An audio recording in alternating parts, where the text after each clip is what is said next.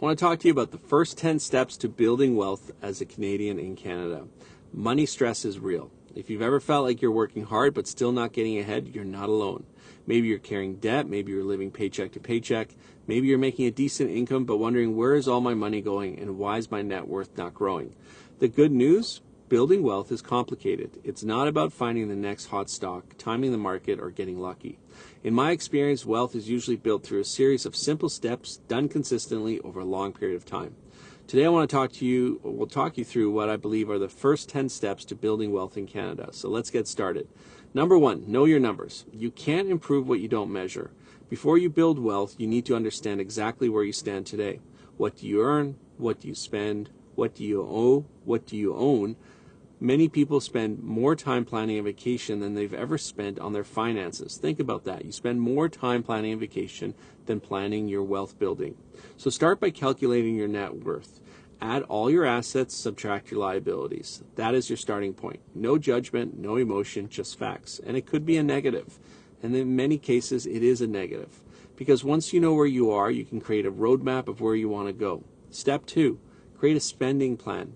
I don't like the word budget because most people hear the word budget and they think restrictions. They think they're losing something. I prefer spending plan. Tell your money where to go before it disappears. You track your expenses. You identify waste.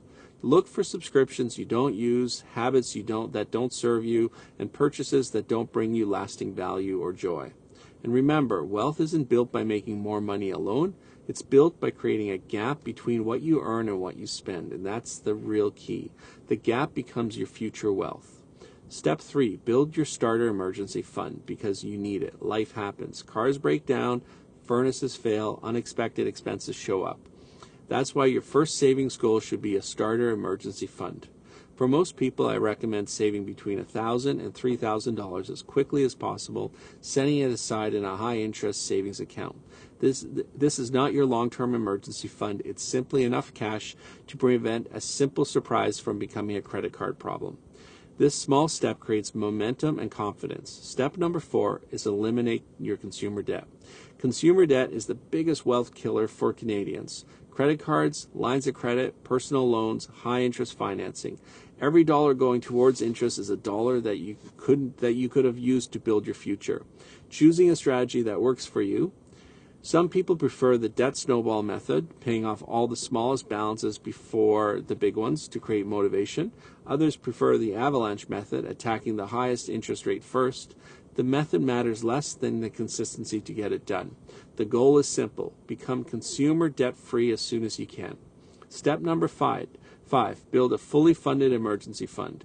Once your consumer debt is gone, it's time to strengthen your foundation. You need to build 3 to 6 months of living expenses. Some families want more depending on their job security and structure and how they operate their household. The fund provides peace of mind. It allows you to make decisions from a position of strength rather than a position of weakness or desperation. And most importantly, it helps you keep out of debt when life throws you curveballs, as it always does. Step number 6, protect what you're building. Before chasing your high returns, make sure your foundation is protected. And what I mean by that is you need insurance. Review your insurance. Do you even have insurance? You need life insurance, disability insurance, critical illness coverage, and home insurance. Many wealth plans fail because people focus on growing assets without protecting the assets. Think of insurance as a defensive side of wealth building. It's not exciting, but it's essential. And step number 7, start investing consistently. Now the wealth building engine has started. Take advantage of Canadian investment accounts such as TFSAs, RRSPs, RESPs if you have children, and focus on consistency. Don't wait for the perfect time. As they say, the best time to have built or grown a tree is 20 years ago or it's today. Don't try to predict the market. Invest regularly and let compound growth do the heavy lifting. Time in the market has historically been far more important than timing the market. The earlier you start, the greater the impact. Step number 8, buy assets, not just stuff. One of the biggest mindset shifts in wealth building is understanding the difference between assets and liabilities. Many people increase their spending every time their income rises, which is a big mistake. A bigger vehicle equals a bigger payment, more monthly obligations. Instead, focus on acquiring assets. Get investments, buy businesses, find income-producing real estate, assets that have the potential to generate cash flow or appreciate over time. Every asset you acquire becomes another employee working for your wealth-building company. Step number 9, accelerate home ownership and real estate wealth. For many Canadians, real estate becomes one of the largest components of their net worth. If you own a home, consider ways to accelerate your progress. Extra mortgage payments, bi-weekly payment schedules, strategic renovations, upsizing opportunities, investment properties when appropriate.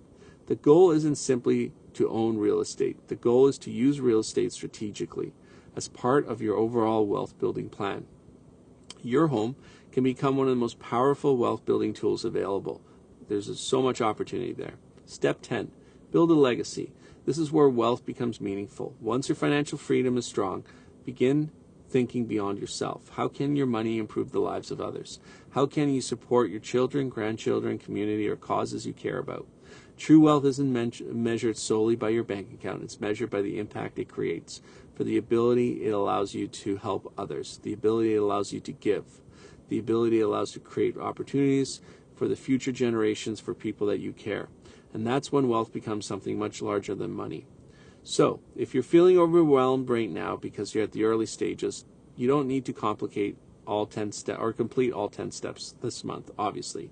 You only need to take step number 1. Wealth building isn't about perfection, it's about progress. The sooner you get started, the sooner you'll see results. Small decisions made consistently over years will create extraordinary results. So know your numbers, control your spending, eliminate debt, build your emergency fund, invest consistently, buy assets, protect your future, stay patient, because wealth was not built overnight. And if you follow those steps and you stay disciplined, the future version of yourself will be so incredibly grateful for what you did today. I'm Roland Kim with your Canadian Wealth Builder. Hope this helps.